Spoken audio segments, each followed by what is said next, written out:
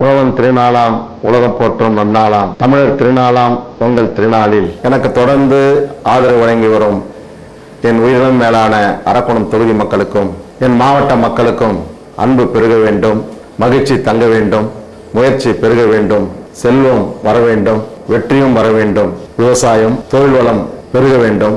வருகின்ற நாடாளுமன்ற தேர்தலில் விவசாயி மகன் அண்ணன் எடப்பாடியார் அவர்களை உங்கள் பேராதரவோடு வெற்றி பெறச் செய்ய வேண்டும் என இந்த தை திருநாளில் உங்களை மனதார வாழ்த்தி பாராட்டுகின்றேன். நன்றி, வணக்கம்.